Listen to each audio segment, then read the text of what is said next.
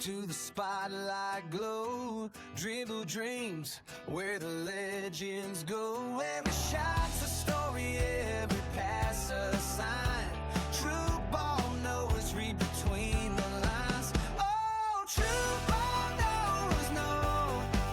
From the field to the studio. Ladies and gentlemen, welcome back to another episode 3 of the Jordan Simone Show. We are rolling. Episode 1 and 2 were great. Thank you everybody for tuning in. We've had some great viewership on this show, and really excited about the direction of this show. And I would not be here if it weren't for a good friend of mine who is now joining the show, Joey Artigue, joining the show. Welcome, Joey. What's up? How we doing? So for all of you listening, Joey and I were watching the Mississippi State game versus ASU, and he goes, "Why aren't you doing a podcast?" And I basically say something of like, "Dude, I would love to.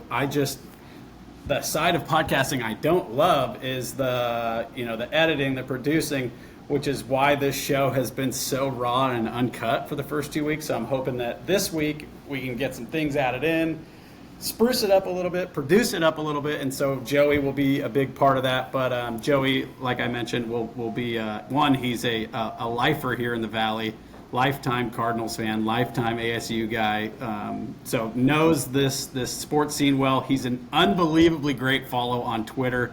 We always joke that he has tweets that should go viral that don't, which is BS. Joey, what's your Twitter name?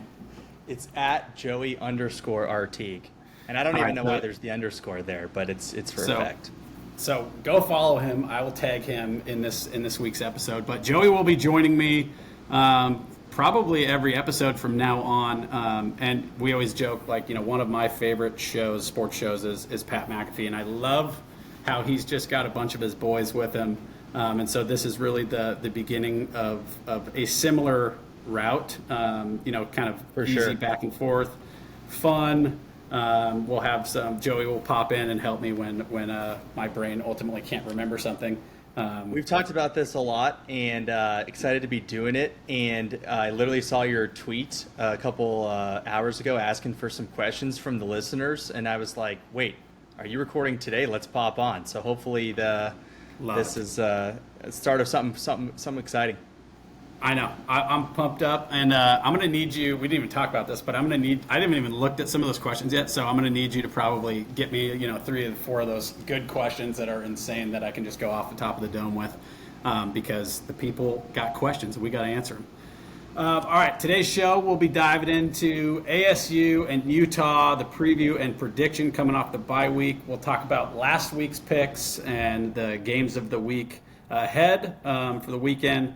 Artigue will have his segment of field versus yield, kind of highlighting, the top stories in sports, not just football and ASU related. We'll talk about the disaster for the Cardinals, and again, we'll dive into ASU and this weekend up in cold and wet Salt Lake City. But before we get into that, we got to talk about a primetime Thursday night football game. And the only reason I bring this up is Scattaboo will be probably one of the biggest highlights of this Thursday night's game versus the Eagles. Eagles getting 6.5. I'm excited for this game. I mean, Artie, how fun has it been watching the Giants with Scattaboo? They're rolling. I mean, they lost last week, obviously a tough one. They're 2 rookies, but it's been so fun to watch them. Have you had a chance to watch Scat at all? Dude, he's appointment viewing for me. On the 4-box for the YouTube TV, we have to watch every Giants game. I mean, he's been as big of a watch for us in our house as the Cardinals. Even my wife is like, "When are the Giants on?" My mom is like, "How do I get the Giants game? How do I get this league pass thing or whatever it is?" I'm like, "Mom, it's red zone." But I go back just really quick to BYU, because once we won that game, I was like, man, we've got a chance to go to the championship game. And that was because of Scattaboo. And Scattaboo in the championship game, we were like, we're going to go to the CFP. And then we had a chance to beat Texas. because of Scadaboo. And so you just had a feeling about him. You had a feeling about him in the draft. Wherever he went, he might do something. But you set the expectations low. You're like, he might make it in this league. He might get a roster spot. He might get a contract. He might get some burn. And then as those videos of him, those clips trickled out in the preseason, it kept building. And then an injury to a running back. We all know injuries can be the start of something great with another quarterback. You think like Dak Prescott when Tony Romo got hurt. You just need an opportunity, and then that guy takes a job. So it's been great to have him where he is. I know he's been so exciting. I feel like the Giants fan base is just absolutely rallied around him and Jackson Dart. Now again, they lose to one of the worst teams in the NFL last year, but you got two rookies leading the organization. So one, it's exciting. It puts butts in seats for the Giants, which they got to be so fired up about. But I don't know if you saw his pancake block this week where he absolutely gets under somebody's pads. And I always talk about, people laugh when I say and Ryan Clark said this on ESPN, Derrick Henry in the hole, not able to move around you, not as tough to tackle. Scadabo he is so difficult to tackle because his low center of gravity, he can run you over, he can go around you, he can break tackles. It's guys like that are so hard to tackle as a defensive player. And then, Jackson Dart obviously getting the chance over Russell Wilson, which, was debatable, but I think the fans wanted to see it, so they gave him. Dable's fighting for his job. So excited to watch that game on Thursday night. If I had to pick, I'd go with the Eagles. They're a championship football team right now. Eagles got some work. They got some rookies. That defense is going to be really tough to compete against. So I do like the Eagles. And then we have to talk about this absolute Cardinals meltdown Sunday. I mean, up 21-6. Kyler Murray gets a snap off of his face mask, and then it sits in front of him. He stands there for what felt like 5 minutes, probably more, a couple seconds. Doesn't try to dive on the football. Titans defensive end just runs right through. It looks like it's probably the center's fault. So you feel bad for Kyler, who wasn't expecting it, but he takes one off the face. It had very similar vibes to the butt fumble with Mark Sanchez. Haven't heard much about Mark Sanchez lately. I don't know what's going on with that guy. I hope he's doing well. Yeah, I haven't heard anything in the news. I don't know if you have. But I'm sure he's doing fine out there. I'm sure he's not getting fights with DoorDash drivers. Anyway, Hoosers, we'll move on. But Cardinals, just absolute disaster. You get the interception, which leads to the fumble and the end zone. They get on it. So crazy play. I mean, crazy, just series of events. Really a weird weekend in the NFL. You have the Broncos beat the Eagles. You have, the Giants lose to the Saints, as we just talked about, and then the Cardinals lose to the Titans. If you went money line on all those teams, it was like plus 5,000, which would have been a nice little bet to hit. Cardinals, absolute disaster. We'll dive in now to our picks from last week. I went 1-2, kind of a loser. 4-3 overall now on the year in episode 3, but picked Vandy to cover 10.5 versus Bama. Man, what a loser! This game, gosh, Diego Pavia, he just had every chance to get them back in this game, and you got to give credit to Bama. They did what they were supposed to do. They won the game 30-14. Barely covered. And was there a late touchdown here that allowed Bama to cover, Artie? Yeah, I think that's what everyone was calling, why everyone was calling it a bad beat. It was close throughout the most of the game, and then, Bama had a late score. Yeah, so picked Vandy. They didn't cover, so I start off 0-1 there. Then I just got kicked in the mouth in this Florida State game, picking them to cover 4.5. I thought Mike Norvell would have these guys ready to roll against Miami, but I'll tell you what, Miami might be the team that I'm most surprised by, and one of the most surprising in the country. They're now number 2 overall behind Ohio State, but they've got some great wins on that resume, and they go into ACC play, the rest of the year, which is not super difficult. I don't even know if they have to play Clemson or not, but Clemson has looked triple ass, certified, terrible, which is brutal. But I don't know if you got a chance to check out that Florida State game. Well, let me give you Miami's slate the rest of the way. Okay, we got please do. Home versus Louisville, an absolute legendary ACC rivalry, home versus Stanford, of course, at SMU. So, frisky little Yeah. road test. Home Yeah. versus Syracuse, home NC State, at Virginia Tech, fired their coach, you never know, and then Yeah. at Pitt. I mean, I don't see a loss. Should run the table. I mean, they should win the ACC. I mean, if Clemson can get it going, maybe that's a game for the ACC championship. But good Lord, they've done everything that they had to, and Carson Beck has looked the part. After transferring, which is exciting from him. You think about where he was with Georgia and losing that job, transferring to Miami, not really knowing, and now he's going to be right where he needs to be. I mean, how sick would it be to see Carson Beck in Miami take on Georgia in the CFP? I mean, and Georgia could do it. I mean, Georgia could be right there. So that'd be a blast to watch. You think the Cavender twins would go to that game? I think I would go to the game if the Cavender twins were going to the game. Just kidding. No, it's exciting. I'm sure that he's just so fired up. But the game I picked of the week was Florida to beat Texas. We talked about Arch Manning last week, and gosh, how he just hasn't looked the part. I mean, they beat up on some really bad teams, and I don't know what is going on with his mechanics. He just looks uncomfortable.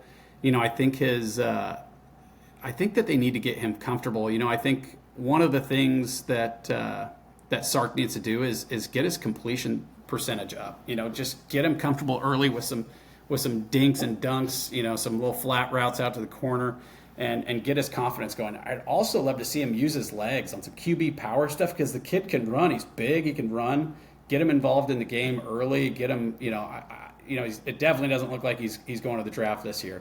I mean, with how he's played, he's not going to be a high draft pick by any means. So you probably got him for another year. So now how do we get better every week? How do we stack some success and coach him through this?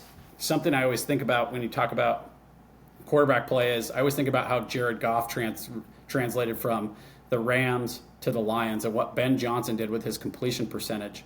In 2023, when he was with the Rams, his completion percentage was always mid-60s, 62, 63, 66, 67. And he goes to the Lions, this 2023, 67% completion, then 24, 72%, then 2025, 75%. So that's winning football. When you're taking care of the football and you're completing passes, and if you watch Jared Goff, it's so ingrained in him now to complete the ball and throw accurately that he's playing at an all-pro level, and that's why the Lions have been so successful. So I would expect that Sark tries to do something similar, right? Let's get him comfortable throwing the football, get him stepping into throws, get his mechanics looking right. And this is something that happens with young quarterbacks. It's not just Arch. If you watch Sam Levitt at ASU, same type of deal. When he's off balance, off kilter, the throws just are not as accurate as when he sets his feet and throws. Now, I think Levitt is a much better quarterback than Arch Manning right now. I mean, he just looks more comfortable. He's got more swag. He's winning games. And the SEC is not going to get easier for Arch. I mean, you go to the Swamp in Florida, a team that they hope to beat, and Florida ran them out of that building. So credit to Billy Napier and that team. And Artie, I know you had mentioned having some. I know Napier a little bit just from his time when he was at ASU, and this is a guy that I thought we'd be lucky to have as the head coach at ASU eventually. But then he goes on, to the Raging Cajuns, and then now in Florida, and winning enough games to keep his job. I'll tell you that. You beat Texas at home. That keeps the boosters happy. That keeps the program happy. But how do you continue to advance that? And ultimately, they want to get back to championship football, which they just haven't really had. So my total record again, 4-3. It's tough to pick these games, man. I'll tell you. We're in a pick 5 league. I talked about it a little bit last week. Pick 5, you got to pick 5 games against the spread every week. I went 4-1. Artie, I don't know how you did this last week, but I had a nice little week. I'm still reeling. I had the over in the Patriots Bills, and I'm like the king of just fade me. Because what was it? Was it 6-3 first half, or at least it was terrible. Midway through the second, 6-6, 6-3, and I'm like, all right. I was certain both defenses were bad. I still think I'm right. I was certain Drake May is a stud. We know that. Josh Allen's the MVP, and I'm like, this is going to be a slugfest. How could 49.5 not hit? But that's that's typical. I completely agree. And then, last night's game, I thought the under was a lock in 46. And sure enough, Jaguars decide to just march all the way down the field and beat the Chiefs. There's always this weird deal in the NFL where you feel like you can see a team's reign start to end, and losing to the Jaguars, who have been notoriously bad, who are a lot better this year, we'll give them credit. It feels like you're starting to see the end of that dynasty in Kansas City. They'll still probably make a playoff run. They'll still probably be good because they got the best quarterback in the world, in my opinion. But it's always weird. You can see signs, and losing to the Jaguars in primetime just is not a great sign. Artie, I'm going to kick it over to you. Field versus yield. Give us some of the top sports stories here. Yeah, 100%. You're like, what even is field versus yield? And I'm we don't even excited to know learn. yet. I think the people We don't know excited. yet. It's a good question. That's just going to be our little title for some sports business stuff off the field. So it's funny, the NBA offseason, everyone cares more about that than even the play on the court. Things that just take over Twitter that aren't necessarily highlights based, because you and I are always kicking around things in our group chats with our buddies about what we'd do if we owned the team, what name we'd put on the arena, that sort of thing. The first thing I wanted to bring up is the fact that with the NBA no longer having a deal with TNT, they've transitioned to NBC, Amazon Prime, and keeping ESPN as TV providers. TNT has shifted its focus. In fact, as you know, they've even had some Big 12 football games on, and they have a new Twitter account called TNT Sports US.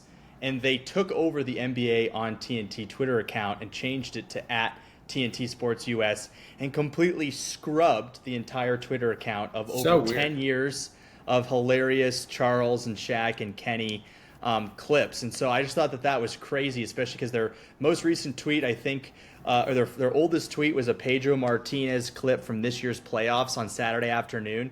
And their algo is completely messed up now, and we can't get Charles Barkley stuff on Twitter. So do you think that's just a rights deal? They don't have the rights to those personalities anymore and those clips, so they have to get rid of them?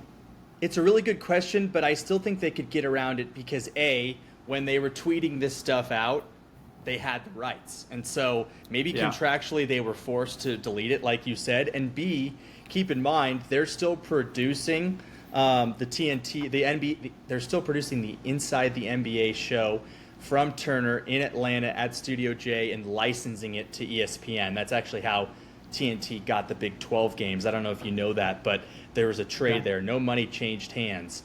ESPN says, we want the show. And TNT said, well, we want rights. We want to fill our fall schedule full of sports.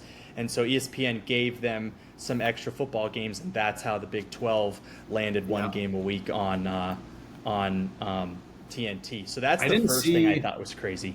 I didn't see the broadcast for the ASU game where they were on TNT, but I heard it was good. I heard they did a good job, and I was so curious. I went back and watched it, and I watched a couple of the other games. They have a great post-game show, of course. It's just like set up just like inside the NBA.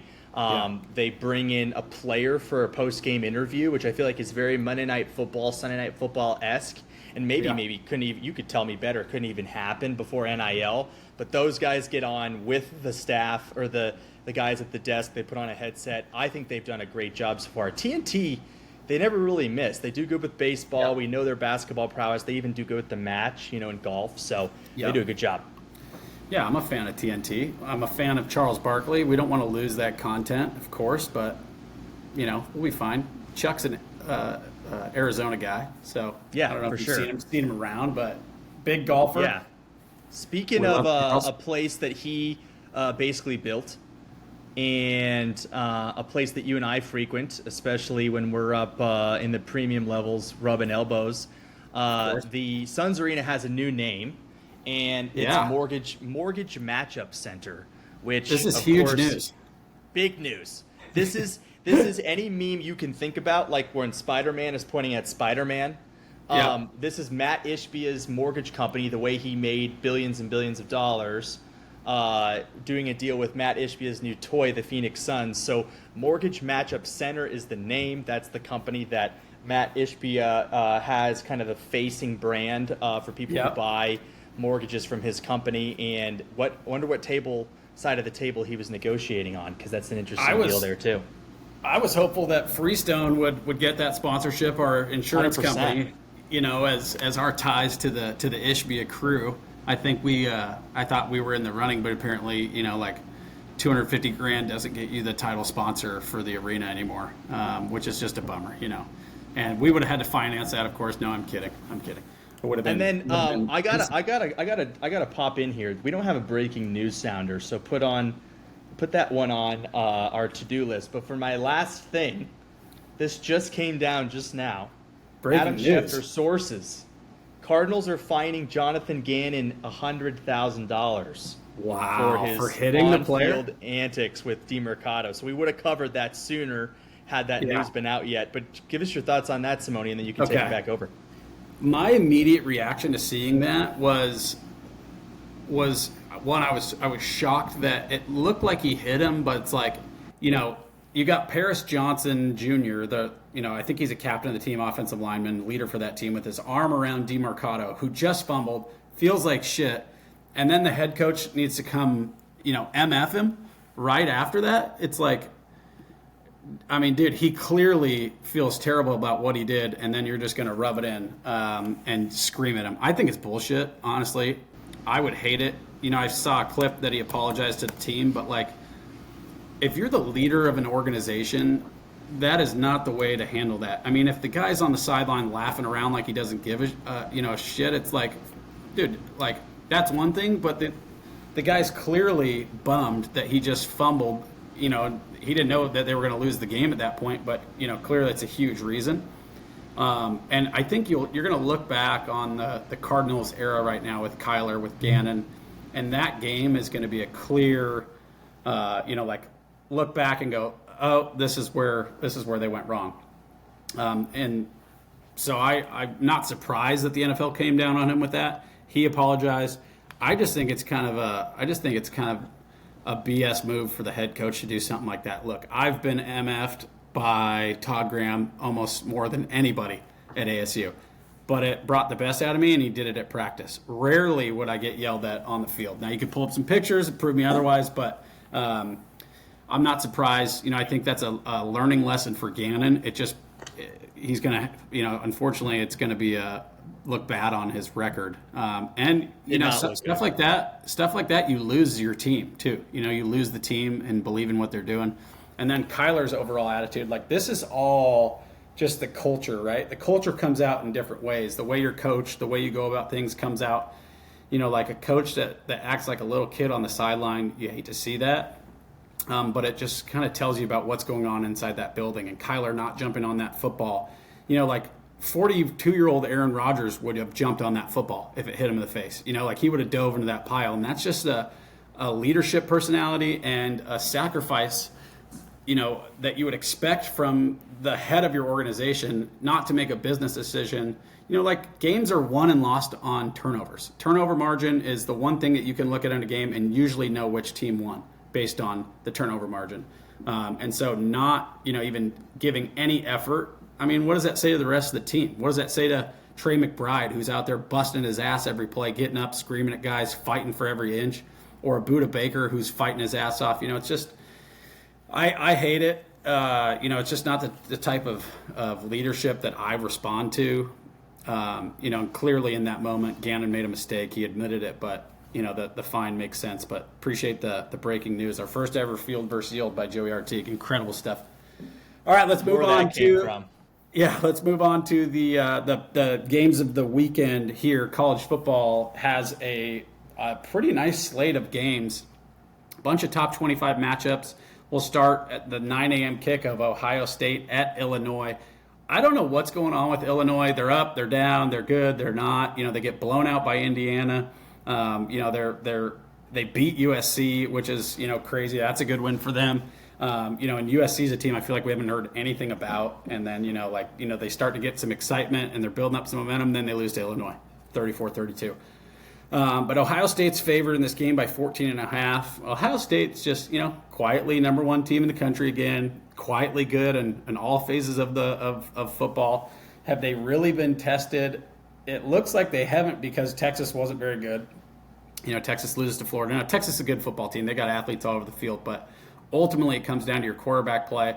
And Ohio State's quarterback's done enough. Remind me of his name, Artigue. I'm completely blanking on his name. It's the Ohio State quarterback. Yeah, John Jacob. It is Julian Sayin. Julian Sayin. See, that's how big he is. I can't even think of his name, but he's done enough, right? And they haven't really been tested, so maybe this is their first test on the road at Illinois, who's supposed to be good. I don't know. I'm not buying the hype on Illinois.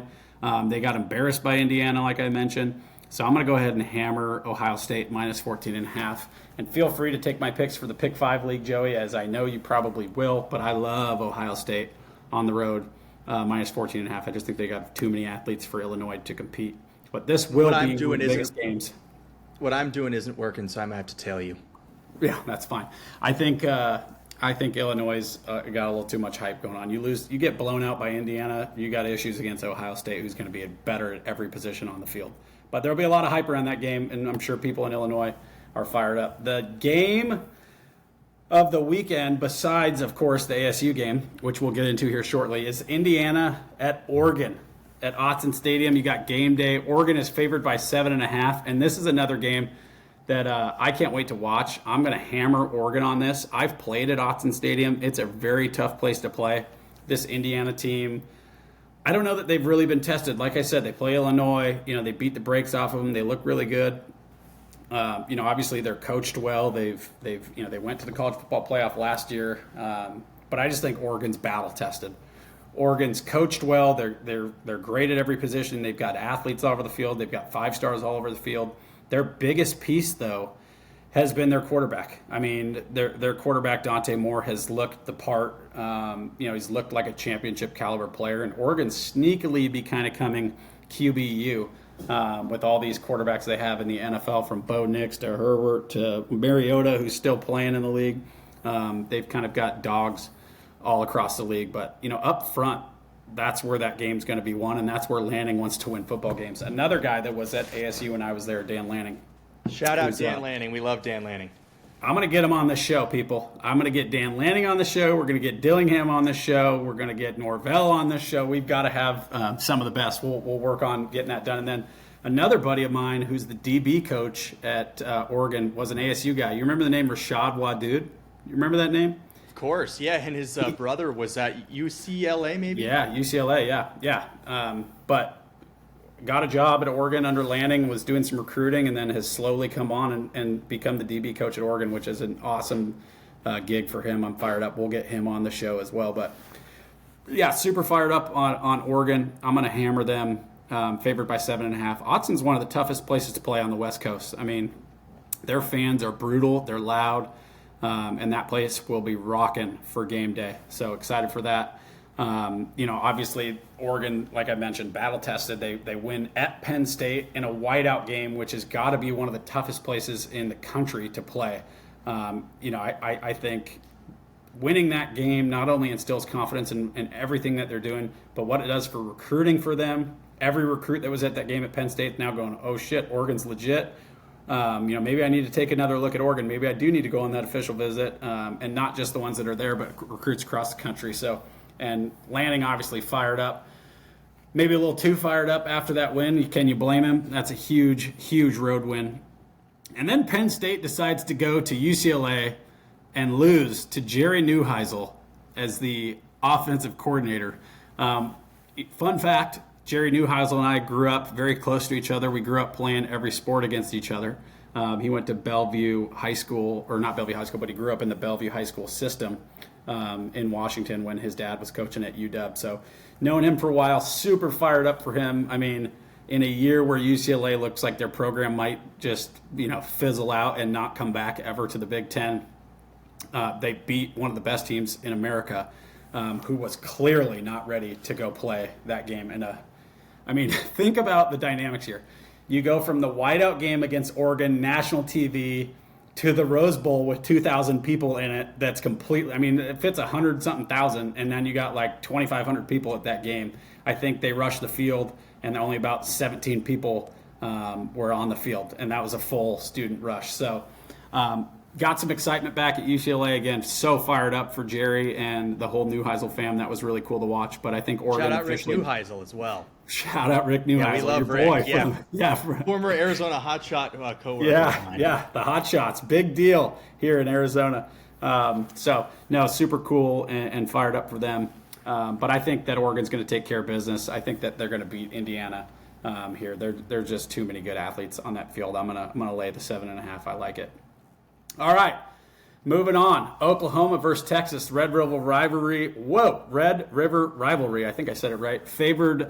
Texas favored by 1.5. And the biggest question mark here is that Mateer's coming off that surgery, and I see my producer Joey Artigue just threw a note in our doc here that it looks like Mateer is pushing to return this week.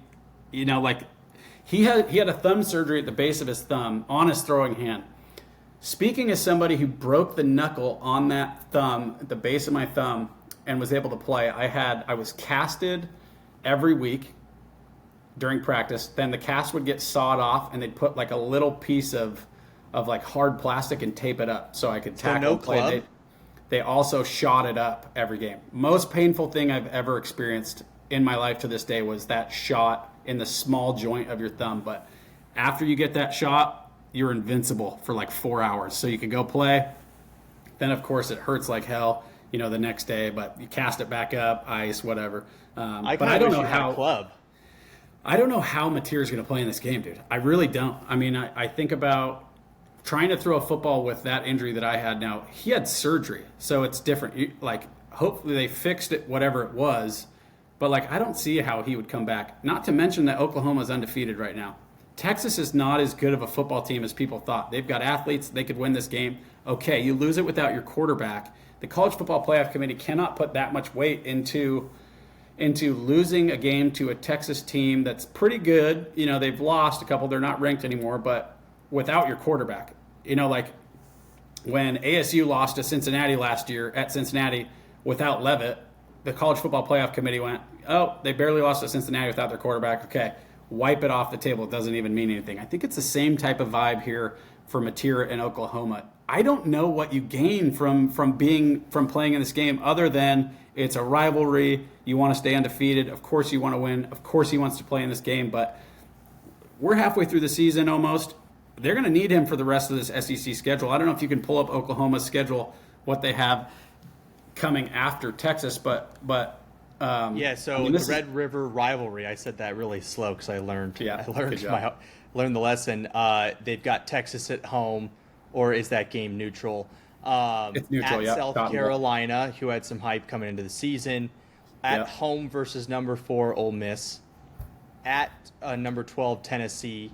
At number 8 Alabama.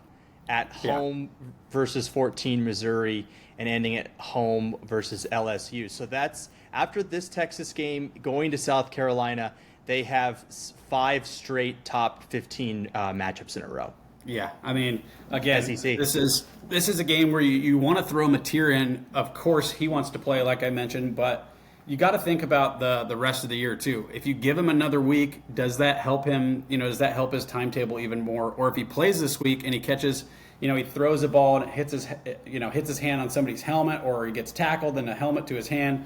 I mean, that's potentially season ending if he jacks that thing up again. So, you know, obviously we love to watch Mateer. I think he's a great player, and he's, sneaky. The Washington State Cougars are putting out some quarterbacks to the rest of the college football world here. I mean, you have the Heisman Trophy winner last year, who's now playing for the Titans, and then you got Mateer, who's all of a sudden, you know, up there for Heisman Trophy potential. So, if Mateer plays, I wouldn't be surprised if this line flipped to Oklahoma being favored. Gosh, I don't even know who to pick because it's tough, but you know, I think you got to give the edge to Texas without Mateer. But if Mateer's live, I mean, they'll probably shoot that thumb up, get him feeling really good, and if he can go out there, take care of the football, protect his thumb, I mean, I think that's Oklahoma all the way. Again, anything can happen in a rivalry, as we know. But you know, I'd love to see Oklahoma beat Texas again because, man, the fall off of Texas from number 1 to unranked has been tough to watch, but also fun. which is how much hype Arch has had. Who needs another year in college football? All right, here we go. Let's dive into Arizona State at Utah. In Salt Lake City, it's going to be piss and rain sideways, which of course I am used to, having played there several times and having called games up there. Every time it was raining, it was always October. It was, it's tough. It's a tough place to play. The student section will be rocking. 7:15 p.m. kick. It's going to be cold. I think the low is, somewhere in the low 40s. They're going to, it's going to be cold and wet. And the team that can run the football in this game, in my opinion, and stop the run is going to win the game. Utah's 4-1. They've only lost to Texas Tech. And Utah's, they know their identity, right? They want to smash. They want to ground and pound, play physical. They've got good athletes all over the field, but at the end of the day, they want to run the football and they want to stop the run. And I was just doing some research on Utah. They're number 1 in rushing right now in the Big 12. This is, in my opinion, really significant because of what the weather is going to look like, right? They're not going to ask Devin Dampier to throw the ball a bunch all over the yard unless they get down. They're going to try to run the football and stop the run, and I think, conversely, ASU is going to try to do the same thing. ASU is number 3 in the Big 12 in rushing, but the biggest factor, I think, is going to be the rushing defense here. And ASU is currently number 2 in rush defense. Again, it's middle of the season. Who have they really played? It hasn't really been, there hasn't been a ton of conference play yet.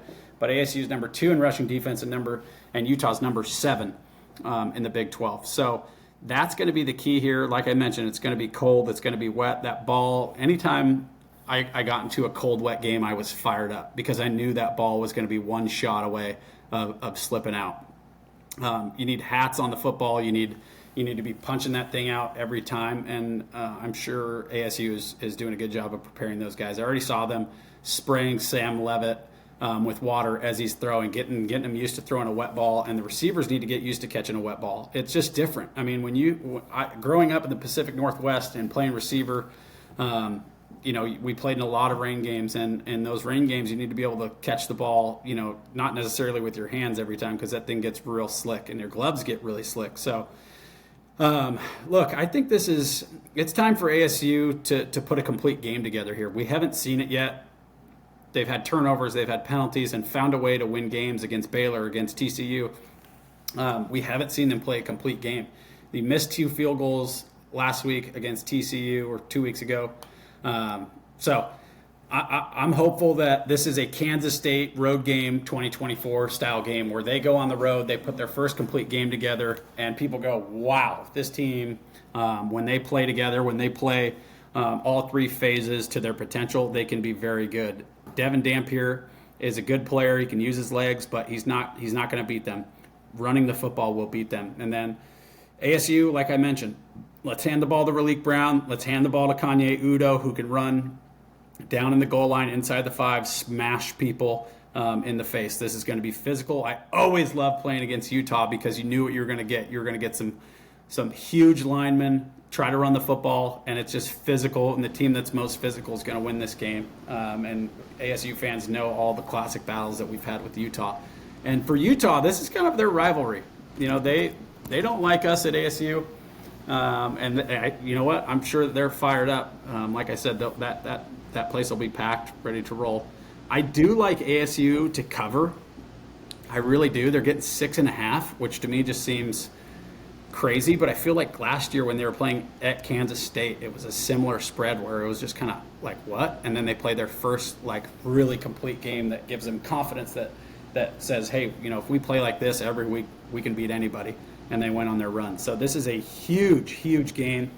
And then we don't even want to talk about what could potentially come of this if you win. But if Texas Tech wins and we win, you're talking about a 1 p.m. kickoff in Tempe, game day potential type game where all the people, all the celebrities would be in town. I don't even know who would be the celebrity guest picker for ASU. David Spade potentially could be one. Yeah, Seems like they would like comedians. They could go Harden to promote some NBA basketball coming up. Who knows where John Rahm is in the world right now? Yeah, Rahm's probably just off in Paris or something, or on a beach in Italy with his feet kicked up and $250 million in the bank. Dude, you know what? We should get Rom on the show. That would be great. We could get Rom. We could get Harden. David Spade. He might need to be like season 4 once we've got a little bit more following, and your people can get a hold of his people. No problem. But no, I like ASU in this game. I like them. You know what? This is going to come down to turnovers, in my opinion. You know, like they're both going to try to run the football, play action shots, but it's going to be wet and cold, like I mentioned. So who can get those 2-3 turnovers, I think is going to be the key to the game. But I do like them to win, which ultimately I think would catapult them to just firing on all cylinders. So total in this game is 50.5. I'm going to hammer the under on that. That's a lot of points, and it's going to be cold and wet, and two teams that are going to try to run the football. So you just never know with ASU, though. They start getting hot. Levitt starts getting comfortable. He starts spinning the rock. You know, it could be a shootout, but I don't anticipate that at all. I anticipate this being a run the football. So, all right, I love ASU. We like Oregon, and we like Oklahoma if Mateer's back, and we like Ohio State. I like some of the favorites, but also the dog for ASU. And I'm, of course, a homer, so bet at your own risk. Final segment in our first episode with my producer, Joey Artigue, who did convince me to do this podcast. So thank you, Joey. And go ahead and follow him, Joey_Artigue. He's a great follow. He should go viral. He doesn't. We're going to make that happen. Questions from Twitter. Artie, hit me with some questions from the people. I haven't even had a chance to look at it. But I'm fired you're up. looking at these blind. It could be anything. I know. It could be anything. Security number.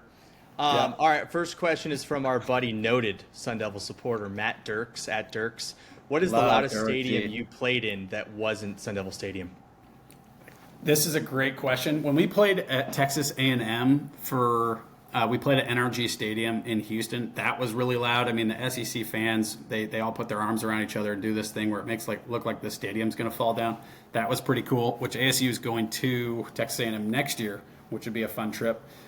But, gosh, I mean, Utah is loud. They get rolling.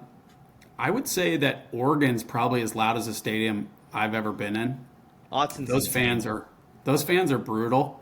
They're ruthless. They're relentless. And, you know, Oregon's usually very good, so they're all super engaged and active.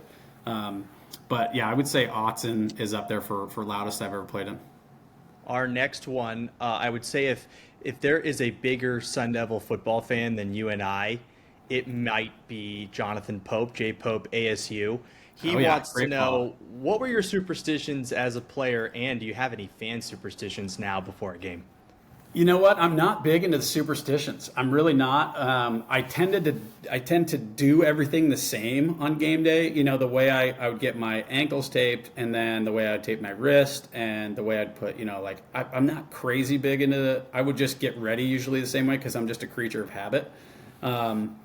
So and then as a fan, you know, I'm not big on superstitions either. Look, as a fan, we're not doing any of the work to prepare the team. You know, we're just talking heads at this point. You just have to trust. This is where coaching is so important, right? You have to just trust that the coaches are doing everything that they can to prepare the team. Especially in a bye week, you talk about self-scout and the issues that they had in the red zone. What did Marcus Arroyo do to fix those issues? We're going to find out. I've always said that I would love to see Arroyo start feeding the rock to Kanye Udo, a guy that runs downhill between the tackles, if that's what you want to do, instead of, you know, trying to get cute with some trick plays or little pop passes or fades to the receivers. So not big into the superstitions. Sorry, Jay Pope. I'm sure you wanted me to say, like, I used to wear my underwear backwards, and I used to slick my hair back and take my shirt off. That's just not the case. I didn't do any of that. I was... I always felt like I was just like, it was just a blessing to be able to play. And I owed it to my teammates and my coaches and the fans to just play as hard as possible, which is why I tore 2 ACLs. I have permanent nerve damage in my neck. But all that ain't going to stop me from getting better every single week. All right, last question from the crew on X. What do we got, Artie? Yeah, I think there's been some Levitt questions, some questions that you covered a little bit about the rain affecting ASU up in SLC. But the last one comes from the real K-Real. He wants to know, should NFL organizations rethink valuing and or drafting quarterbacks in the first round? That is a great question. No, I don't think that they should. I think the quarterback position is the most important position in football, clearly. I mean, you look at the teams in the NFL that are winning games, they all have good quarterbacks. You look at the teams that are losing, their quarterback situation is not as solid. You think about Patrick Mahomes. The other thing is, it's so tough for these young quarterbacks to get thrusted right into playing in their first year, in their rookie year. It's so difficult versus, the Jackson Dart situation I thought was perfect because he comes in behind a veteran pro like Russell Wilson and gets to learn. Now he's thrusted into the action. You lose against New Orleans. You start questioning things. He's probably, he's getting a ton of media, a ton of press. Him and Scatabo, there's a ton of hype, but the quarterback position is the most important. So you have to get a great quarterback. But you look at the Titans, they put their number 1 overall pick, they threw him in there, and now he's struggling. So what does that do to somebody's confidence versus the Mahomes situation where you got to sit for a couple years, learn the offense, learn the scheme. And in his first couple years, I remember him saying he didn't even know how to read a defense. So the more time that you can give a rookie quarterback, the better. So, yeah, I think that the quarterback position is not overvalued at all. I think it's the most important on the field. And if there's a generational talent, you got to go get him. Now, you think about somebody like Kyler, who's now been in the league 4 or 5 years and still hasn't looked the part. That's where your scouting department and your GM has to be so confident that, drafting somebody and paying somebody like that is worth the money that you're going to pay them. And if you're not at all, then you have to pass. But you think about all the talent that the Cardinals have passed on over the past couple years, and it starts to make you sad. But you got to find that generational talent, and then you got to be able to coach them, train them, strain them, teach them the ways, because the NFL is so different than college. You can't just run around and rely on pure athleticism. You got to be able to read defenses and pick people apart. Any other good ones on there? Oh, some people wanted to know who can bench more between you and Burko. What are your thoughts on the Chuck box? Garden variety ASU. Yeah, me 1,000% way stronger than Burko. Probably still to this day. He probably thinks he's strong over there at Carolina, coaching for the Panthers. We got to get him on the show as well. He told me that he could come on anytime. So we'll start getting some guests on here. We're going to start firing. I don't know if we'll have music on this episode. You'll find out when we, hang up, I guess. If we can figure it out. That's kind of where we're at. I'm not really worried about it. I'm more just, I want to come on here and talk to the people, talk to ASU people and college football fans across the country. Fired up to have you on episode 3, Artie. We'll make this a regular thing, but I love Tuesdays. I love just getting this out well before the week begins. But if Mateer comes back for Oklahoma, they're going to be scary. We love Dan Lanning and the Fighting Ducks at Oregon. We love Ohio State, of course. They're balling. We don't love these teams. We love ASU. We love ASU. But appreciate you guys sticking around to the end here. Go Devils. Let's go get a win up in Salt Lake City. And we appreciate everyone that took an hour here or so to listen to the show. Have a great week, and go Devils.